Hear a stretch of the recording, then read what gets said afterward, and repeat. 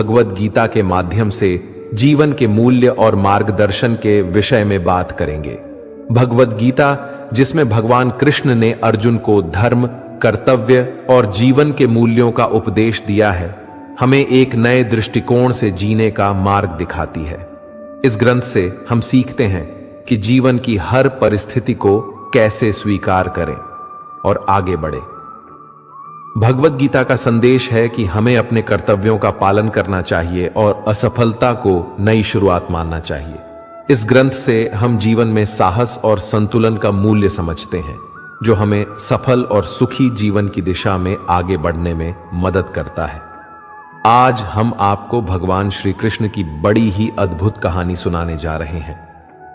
एक बार भगवान श्री कृष्ण पृथ्वी लोक पर भ्रमण के लिए निकले तो उन्होंने एक युवक को देखा। वह ईश्वर को दोष देता जा रहा था। वह अपने जीवन से निराश था, दुखी था। तब भगवान श्री कृष्ण बौद्ध भिक्षु का रूप धारण करके उस युवक को असली दुख के बारे में ज्ञान देते हैं। तो चलिए इस कहानी के माध्यम से समझते हैं कि असली दुख क्या होता है। अगर आप यह कथा सुन रहे हैं तो पूरा सुनिए। इस कथा को आधा अधूरा छोड़कर जाने की गलती मत करिएगा, क्योंकि इस पवित्र कथा को पूरा सुनने से मनचाहे फल की प्राप्ति होगी। इसलिए इस कथा को पूरा सुने, और अगर आप सच्चे कृष्ण भक्त हैं तो कान्हा का अनादर ना करें। सुख और दुख एक ही सिक्के के दो पहलू है। यह बात तो आपने सुनी ही होगी। सुख और दुख हमारे जीवन में लगातार आते ही रहते हैं और हमें लगता है कि हमारे जीवन में हजारों दुख है, हजारों समस्याएं हैं। लेकिन अगर आप वास्तविक तौर पर देखें, अगर आप इस बात को अच्छी तरह से समझे, तो आप यह समझ पाएंगे कि हमारे जीवन में केवल एक ही दुख होता है। और वो दुख क्या है, वो हम इस कथा के माध्यम से जानेंगे। और उस दुख का निवारण, उस दुख का समाधान क्या है, वो भी हम इस कथा में ही जानेंगे। तो इस कथा के अंत तक जरूर बने रहिए। एक समय की बात है, एक गांव में एक व्यक्ति रहता था। उसका नाम सोनू था। वह बड़ा आलसी था और अपने जीवन से बहुत निराश था। और उसका कारण यह था कि उसने अब तक अपने जीवन में कुछ भी हासिल नहीं किया था। वह कुछ भी नहीं करता था। उसके घर वाले भी इस बात से बहुत परेशान रहते थे। वे चाहते थे कि वो बाहर जाकर कुछ अच्छा काम करे, कोई अच्छी नौकरी कर ले, लेकिन वह उनकी एक नहीं सुनता था।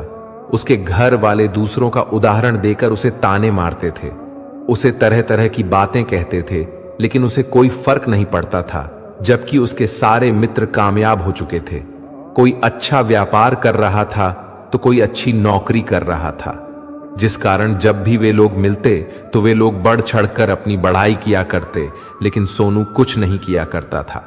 जिस कारण जब भी कोई उससे पूछता कि तुम क्या कर रहे हो, तो वह कुछ नहीं कह पाता। उसे यह कहने में बहुत शर्म महसूस होती थी कि वह कुछ नहीं करता। वह हमेशा सबसे केवल एक ही बात कहता था कि मैं कोशिश कर रहा हूं, लेकिन उसकी कोशिशों का कोई भी फल किसी को नजर नहीं आ रहा था।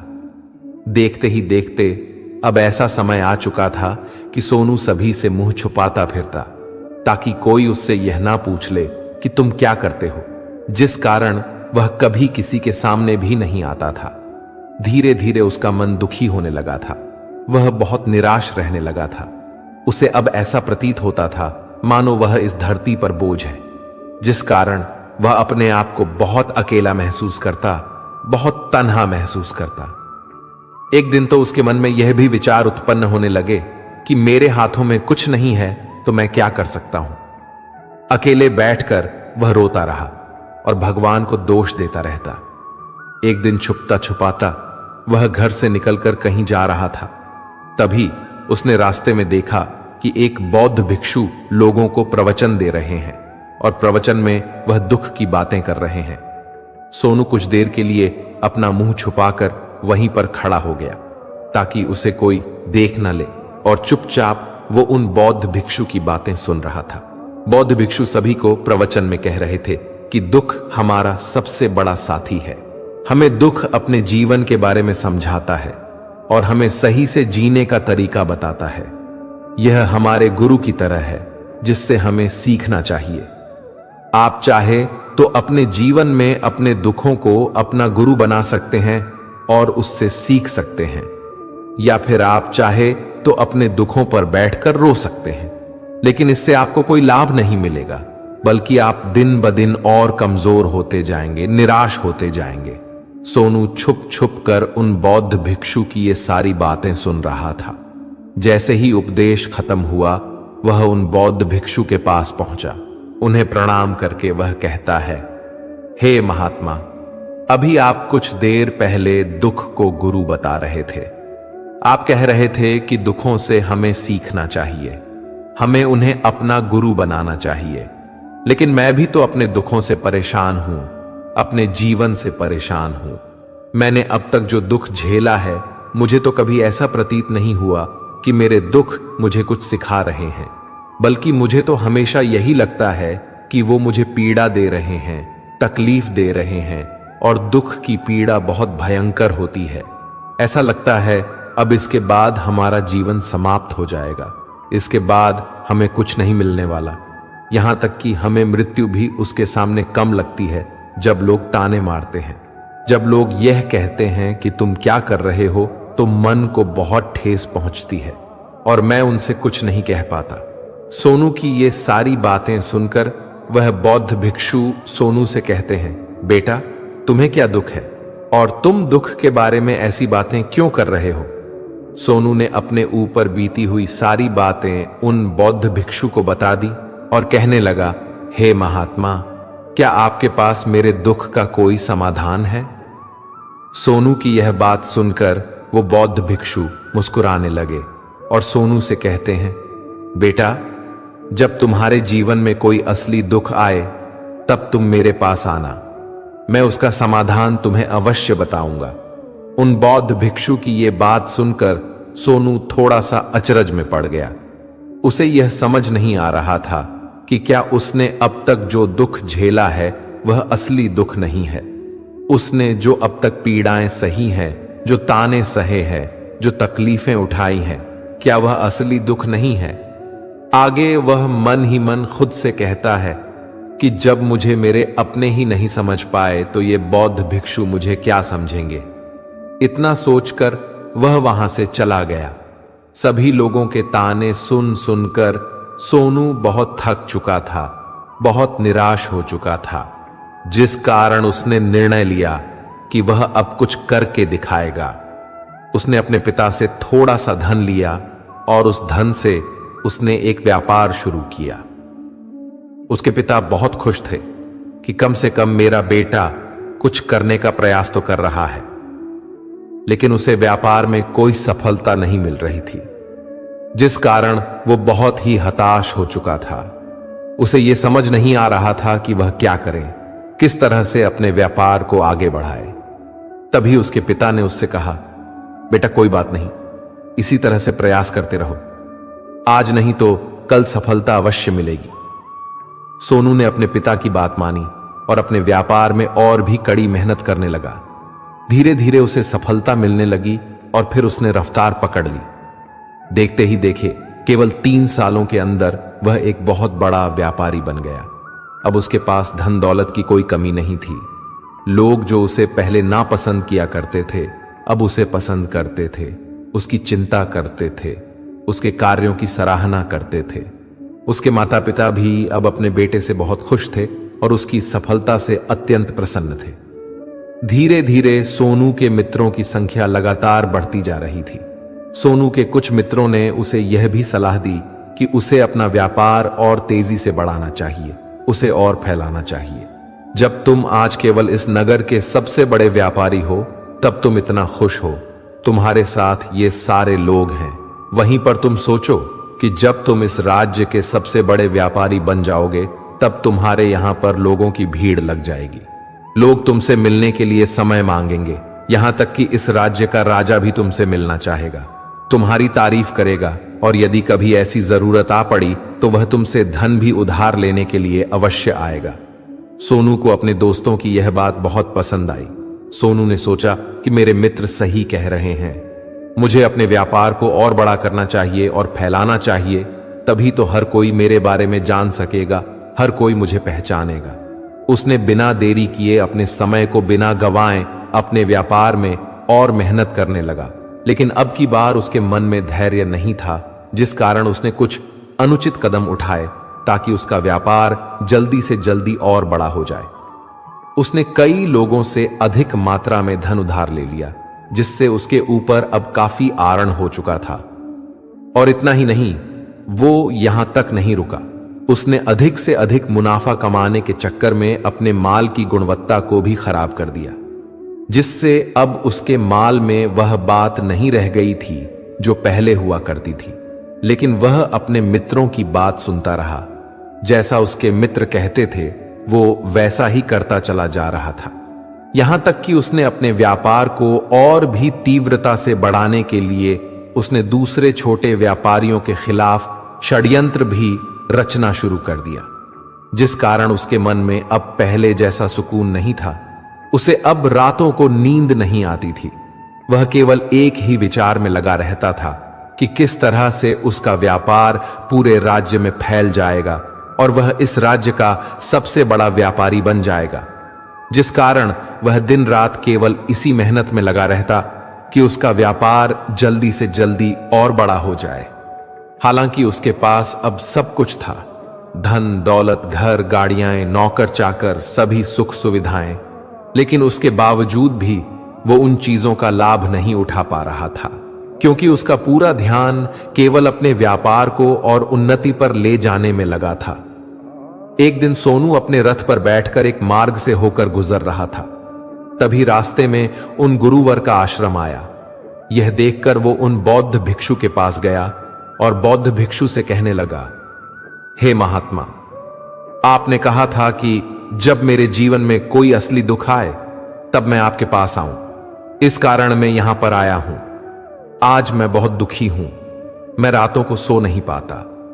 मेरे पास सब कुछ होते हुए भी मैं उनका लुफ्त नहीं उठा पाता।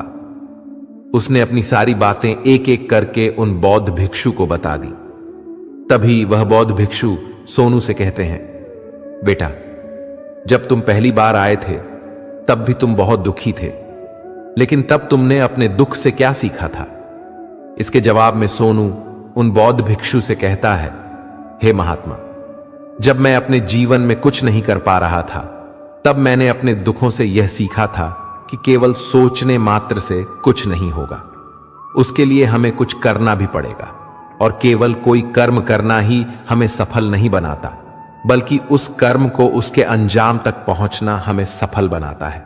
फिर चाहे रास्ता कैसा भी हो, फिर चाहे परिस्थितियां कैसी भी क्यों ना हो, फिर चाहे कितनी भी बाधाएं आपके रास्ते में क्यों ना आ जाएं, चाहे ऐसा क्यों ना लगने लगे कि अब आपके जीवन में कुछ नहीं बचा और आप कुछ नहीं कर सकते, तब भी हौसला बनाए रखें, उम्मीद ना छोड़ें और आप अपने कार्य पर डटे रहे, ये सोचकर कि जब तक मैं अपने कार्य को सफल नहीं कर लेता, जब तक मैं अपने लक्ष्य तक नहीं पहुंच जाता, तब तक मैं इस कार्य को करता रहूंगा। मैं इस कार्य में अवश्य सफल होकर ही रहूंगा, जबकि बाकी लोग केवल सफल लोगों को महत्व देते हैं, उनके कर्मों को नहीं। सोनू की ये सारी बातें सुनकर वह बौद्ध भिक्षु मुस्कुराने लगे और सोनू से कहते हैं, बेटा, जब तुम्हारे जीवन में असली दुख आए तब तुम मेरे पास आना, मैं तुम्हारी समस्या का समाधान अवश्य करूंगा। इतना कहकर वह बौद्ध भिक्षु वहां से उठकर चले गए। सोनू एक बार फिर से उनकी ये बातें सुनकर आश्चर्यचकित रह गया। उसे अब यह समझ नहीं आ रहा था कि क्या उसने जो दुख देखा है, उसने जो तकलीफें अब तक सही है, क्या वह असली दुख नहीं है। उसके मन में अब एक सवाल उत्पन्न होने लगा कि असली दुख क्या है और इसकी पहचान क्या है, और मुझे कैसे पता चलेगा कि किस समय में मैं असली दुख में हूं। लेकिन उसने कुछ नहीं कहा। वह यह सब सोच ही रहा था कि तभी वह बौद्ध भिक्षु सोनू के पास एक बड़ा सा घड़ा लेकर पहुंच जाते हैं। उस घड़े के अंदर सोने के सिक्के थे। उस घड़े को देते हुए वह बौद्ध भिक्षु सोनू से कहते हैं, बेटा, तुम इसे उस पेड़ के नीचे दबा दो, क्योंकि ये मेरे किसी काम का नहीं है। जब मुझे इसकी जरूरत पड़ेगी तब मैं वहां से खोदकर इसे निकाल लूंगा, लेकिन अभी के लिए इसे वहां पर मिट्टी के नीचे दबा दो। सोनू ने उस बौद्ध भिक्षु की बात मान ली और उस घड़े को पेड़ के नीचे जाकर मिट्टी में दबा दिया। इतना करके वह गुरुवर को प्रणाम करता है और वहां से वापस अपने घर की ओर लौट जाता है। धीरे धीरे समय बीतता गया। समय के साथ साथ सोनू व्यापार में और भी ज्यादा उन्नति कर चुका था, लेकिन माल की गुणवत्ता अच्छी न होने के कारण अब उसके व्यापार में घाटा होने लगा और धीरे धीरे ऐसा समय आया कि उसका व्यापार पूरी तरह से चौपट हो गया। अब उसके पास कुछ नहीं बचा था, बल्कि उसने जो कर्जे लिए थे वो कर्जे भी उसे चुकाने थे। लेकिन वह तो ये सोचकर निश्चिंत था कि उसने जो कुछ भी कर्जे लिए हैं वो कर्जे उसने अपने मित्रों से लिए हैं, जिस कारण वह उन्हें लौट आने में थोड़ी देर अवश्य कर सकता है। वह तो ये सोच रहा था कि उसके मित्र उसका बुरे समय पर साथ देंगे, लेकिन सबसे पहले उसके मित्र ही उससे अपना कर्ज वापस लौटाने की मांग करने लगे। तब सोनू को एहसास हुआ कि कोई भी अपना नहीं है। उसने अपने मित्रों से उस कर्ज को लौटाने के लिए थोड़ी सी मोहलत मांगी, लेकिन सोनू के किसी भी मित्र ने उसे कर्ज लौटाने के लिए वह मोहलत नहीं दी, बल्कि वे लोग उसे जान से मारने की धमकी देने लगे। अपने मित्रों के मुंह से यह सब सुनकर सोनू बहुत ही आश्चर्यचकित रह गया। वह जो कुछ सोच रहा था सब कुछ उल्टा पड़ गया। जिस व्यापार के चलते उसके मित्र बने थे, इतने शुभचिंतक बने थे, वे सब उससे दूर जाने लगे थे। हर कोई उससे पीछा छुड़ाना चाहता था, कोई भी उसका साथ नहीं देना चाहता था। धीरे धीरे उसकी सारी संपत्ति नीलाम हो गई। अब उसके पास कुछ नहीं बचा था। वह सड़क पर आ चुका था। उसने हार मानकर अपने माता पिता से कहा, पिताजी मेरी मदद कीजिए, मेरे ऊपर बहुत आरण है, मुझे उसे लौटाना है, कृपा करके मुझे थोड़ा सा धन दे दीजिए। इस पर सोनू के पिता ने सोनू से कहा, बेटा मेरे पास तो ले देकर बस यही एक छोटा सा घर है। अगर ये अभी मैं तुम्हें दे दूं, यदि मैं इसे भी बेच दूं, तो मैं और तुम्हारी मां कहां रहेंगे? हमें दर दर की ठोकरें खानी पड़ेगी, हमें सड़कों पर भीख मांगनी पड़ेगी। ले देकर अब हमारे पास केवल यही संपत्ति बची है, इसलिए मैं तुमसे क्षमा मांगता हूं। अपने माता पिता के मुख से यह सुनकर सोनू चुपचाप वहां से चला गया और मन ही मन सोच रहा था कि अब मेरे पास कुछ नहीं बचा, जो था वह तो सब लुट गया, बर्बाद हो गया। अब मैं जीकर क्या करूंगा? अब मेरे पास केवल एक ही रास्ता है जिससे मैं अपने कर्जदारों से अपना पीछा छुड़ा सकता हूं। यह सोचता हुआ वो एक ऊंची पहाड़ी की ओर पहुंचा। वह पहाड़ी पर चढ़ता ही जा रहा था कि तभी उसे याद आया कि उन बौद्ध भिक्षु ने कहा था कि जब तुम पर असली दुख आए तभी तुम मेरे पास आना, मैं तुम्हारी समस्या का समाधान अवश्य करूंगा। यह सोचकर सोनू के मन में एक बार फिर उम्मीद की एक लहर दौड़ पड़ी। सोनू तुरंत दौड़ता हुआ उन बौद्ध भिक्षु के पास पहुंचा और सोनू ने उन्हें प्रणाम करके अपने ऊपर बीती हुई हर एक बात उन्हें बता दी और कहने लगा, हे महात्मा, आपने कहा था कि जब मेरे ऊपर असली दुख आएगा तब आप उसका समाधान अवश्य करेंगे। तभी वह बौद्ध भिक्षु सोनू की इस बात को सुनकर मुस्कुराने लगे और कहते हैं, बेटा कहां है असली दुख? जब तुम्हारे जीवन में असली दुख आएगा तो मैं उसका समाधान अवश्य करूंगा। उन बौद्ध भिक्षु के मुख से यह सुनकर सोनू के सब्र का बांध टूट गया और सोनू ने उन बौद्ध भिक्षु से कहा, हे महात्मा, आखिर ये असली दुख होता क्या है? क्या मैंने आज तक जो भी दुख झेला है, जो भी तकलीफें आज तक मैंने सही है, क्या ये दुख नहीं है? क्या इसे दुख नहीं कहते? तभी वो बौद्ध भिक्षु सोनू से कहते हैं, बेटा पहले तुम मुझे यह बताओ कि तुमने अपने दुख से क्या सीखा। इसका जवाब देते हुए सोनू उन बौद्ध भिक्षु से कहता है, हे महात्मा, मैंने तो यही देखा है कि जो लोग तुम्हारी तरक्की में तुम्हारा पीछा करते हैं, तुम्हारे साथ जुड़ते हैं, वे लोग तुम्हें अवश्य धोखा देंगे, क्योंकि ऐसे लोग बुरे समय पर तुम्हारा साथ नहीं देने वाले, बल्कि तुम्हारा फायदा उठाने का ही वह प्रयास करेंगे। इसलिए ऐसे लोगों पर भरोसा ना करें, बल्कि जो लोग तुम्हारी असफलता के समय पर, तुम्हारे बुरे समय पर तुम्हारे साथ खड़े हैं, वही तुम्हारे असली मित्र है और वही तुम्हारे साथ रहते हैं। और ऐसे लोग तुम्हें बहुत कम मिलते हैं, और जिन्हें ऐसे लोग मिलते हैं उन्हें हमेशा उनकी कदर करनी चाहिए। आगे सोनू उन बौद्ध भिक्षु से कहता है कि जब तुम कोई कार्य कर रहे हो तो उसे पूरी ईमानदारी से करो, धैर्य रखो, लालच ना करो, और अपने लक्ष्य तक पहुंचने के लिए किसी के लिए भी कोई षड्यंत्र ना रचो, क्योंकि ऐसा करने से तुम्हारे साथ ही बुरा होगा और तुम हमेशा नुकसान में रहोगे। सोनू की सारी बातें सुनकर बौद्ध भिक्षु उस पेड़ के पास पहुंचे। उन्होंने गड्ढा खोदा और वह घड़ा निकालकर सोनू के हाथ में थमा दिया, जिसमें सोने के सिक्के भरे हुए थे। वह घड़ा सोनू के हाथ में थमाते हुए उन बौद्ध भिक्षु ने कहा, लो इसे पकड़ो, और जब तुम्हारे जीवन में असली दुख आए तब तुम मेरे पास आना, मैं उसका समाधान अवश्य करूंगा। सोनू अब भी बड़ी अचरज में था। उसे यह समझ नहीं आ रहा था कि आखिर ये असली दुख है क्या, लेकिन उसने अपने हाथों में पड़े हुए उस घड़े को देखा जिसमें सोने के सिक्के थे, और यह देखकर उसे मन ही मन लगा कि चलो अब थोड़ी सी राहत अवश्य हो जाएगी। मैं अपने मित्रों का वो कर्ज लौटा सकता हूं और एक नया व्यापार भी फिर से आरंभ कर सकूंगा। उसने उन बौद्ध भिक्षु को प्रणाम किया, उनका धन्यवाद किया और वहां से चला गया। सोनू ने उन सोने के सिक्कों से सभी का कर्जा लौटा दिया और अपने लिए एक बार फिर से नया व्यापार शुरू किया। व्यापार छोटा था, लेकिन अब की बार सोनू बहुत खुश था।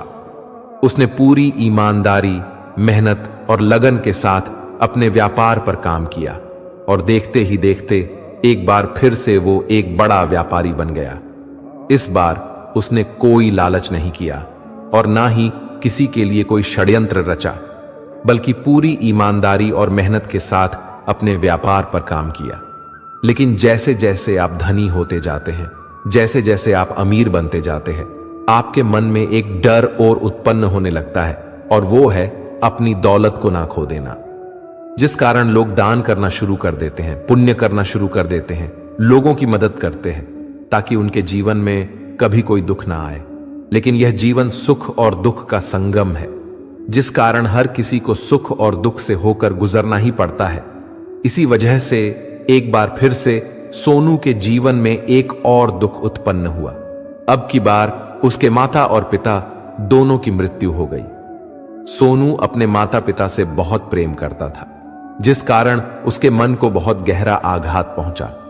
जब आखिरी बार वह उन्हें देख रहा था तो उसके मन में हजारों सवाल उत्पन्न होने लगे। वह अपने घर लौटा। घर लौटकर उसने देखा कि जिस संपत्ति के लिए वे हमेशा लड़ते झगड़ते रहते थे, आज उसकी देखभाल के लिए कोई नहीं था। उसके माता पिता ने जो भी मेहनत की, जो भी अपने जीवन में इकट्ठा किया, सब यही रह गया। लेकिन अब सब कुछ खत्म हो चुका था और सोनू का मन अब बहुत बेचैन हो रहा था। उसके मन में हजारों सवाल उत्पन्न हो रहे थे और वह अपने आप को बहुत अकेला महसूस कर रहा था। उसे बहुत खाली सा महसूस हो रहा था। उसने इधर उधर देखा, लेकिन उसे कुछ समझ नहीं आया। तभी उसे उन बौद्ध भिक्षु की याद आई। फिर वो तुरंत ही उन बौद्ध भिक्षु के पास पहुंचा। उसे देखते ही उन बौद्ध भिक्षु ने सोनू से सवाल किया, क्या बात है बेटा, क्या कोई फिर से दुख आन पड़ा? तभी सोनू ने कहा, नहीं गुरुदेव, अब तो सब ठीक है, लेकिन आज मेरे माता पिता की मृत्यु हो गई और मैं बहुत अकेला महसूस कर रहा हूं। मैं बहुत दुखी महसूस कर रहा हूं, जैसे कुछ खाली सा है, जैसे कुछ अकेलापन सा है। तभी वो बौद्ध भिक्षु सोनू से कहते हैं, बेटा, इसमें दुखी होने वाली बात क्या है? ये तो जीवन है, एक दिन तो सभी को जाना है। यहां पर कोई भी रहने नहीं आया और ना ही कोई रहेगा।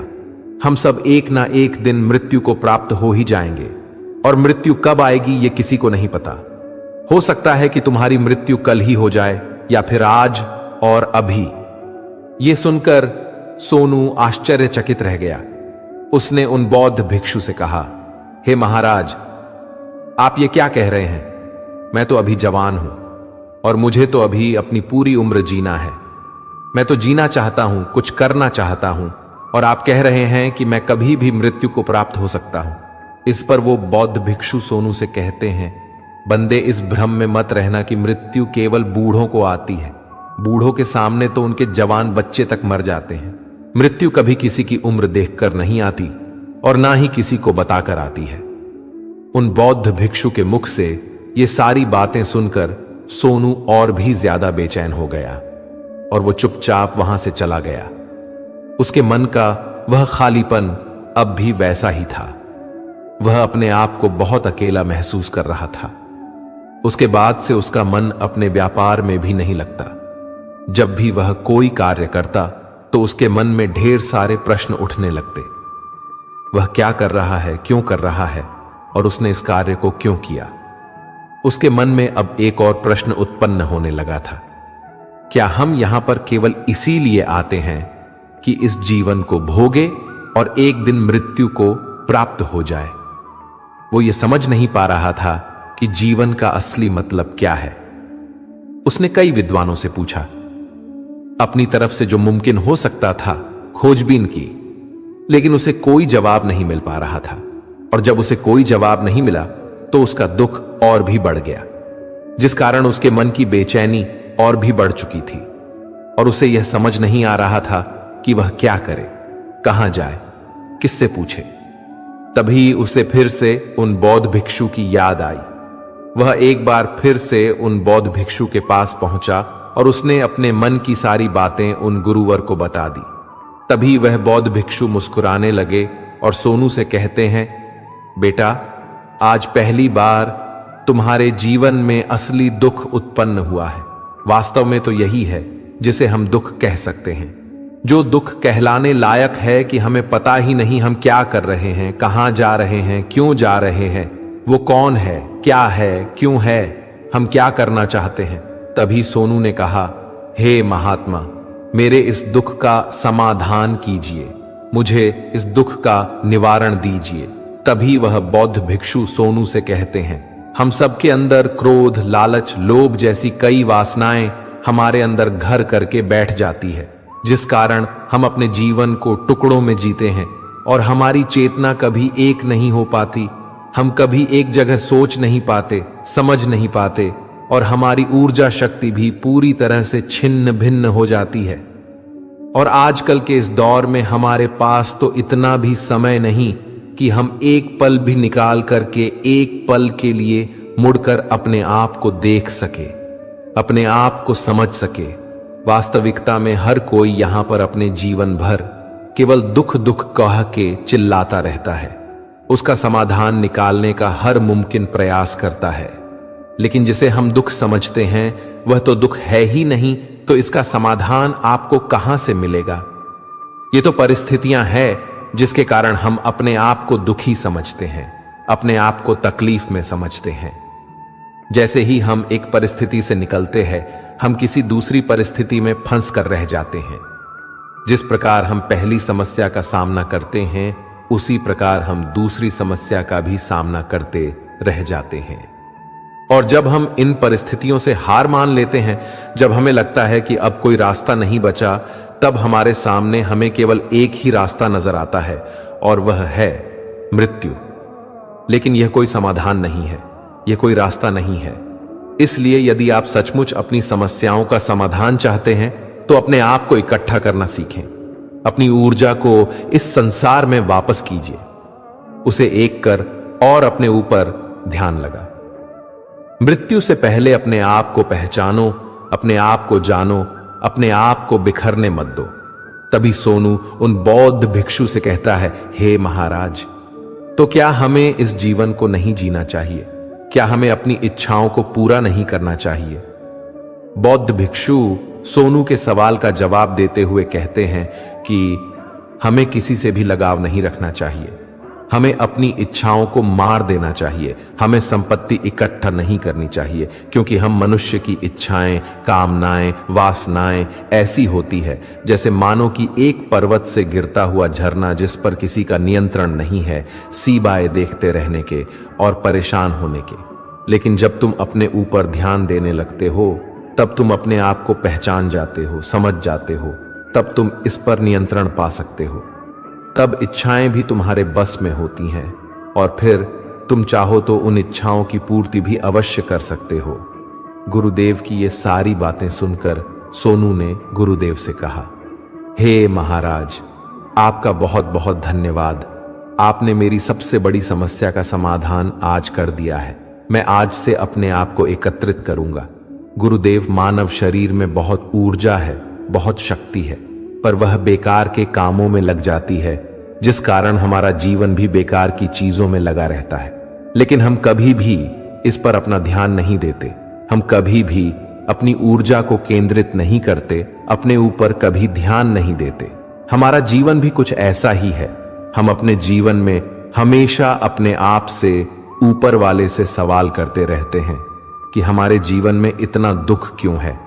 हम सभी के मन में यह सवाल तो अवश्य ही उठता है, और इसका जवाब है कि वह ईश्वर यह चाहता है कि हम अपने जीवन के अंतिम दुख तक पहुंच सके, उस गहराई तक पहुंच सके जहां पर हमें यह पता चल सके कि हमने अभी तक अपने आप को नहीं जाना, अपने आप को नहीं पहचाना। मानव शरीर के अंदर जो ऊर्जा है, जो शक्ति है, उसके बारे में हम अभी तक नहीं जानते। हम अपने आप को चाहे तो एकत्रित कर सकते हैं, अपने आप पर नियंत्रण पा सकते हैं, लेकिन हम अपनी इस ऊर्जा का व्यर्थ उपयोग करते रहते हैं, व्यर्थ की चीजों में लगा देते हैं, जिस कारण हम अपने आप को कभी नहीं पहचान पाते और ना ही कभी अपने आप पर नियंत्रण पा सकते हैं। लेकिन यदि आप अपने आप को जानना चाहते हैं, अपने आप को पहचानना चाहते हैं, तो पहले आपको खुद को एकत्रित करना होगा, अर्थात ध्यान लगाना होगा। ध्यान से ही आप अपने दुखों की, उन समस्याओं का समाधान निकाल सकते हैं, और तभी आप अपने आप को पहचान सकते हैं, जान सकते हैं और अपने जीवन के हर दुखों का समाधान भी कर सकते हैं। मित्रों, इस वीडियो में बस इतना ही। उम्मीद है आपको यह वीडियो अच्छी लगी होगी। अगर आप इस अनमोल ग्रंथ से जुड़े रहना चाहते हैं तो हमारे चैनल को सब्सक्राइब करें और बेल आइकन दबाएं ताकि आप हमारी नई वीडियोस को मिस न करें। मिलते हैं अगले वीडियो में, तब तक के लिए अपना ख्याल रखिएगा। धन्यवाद। जय श्री कृष्ण।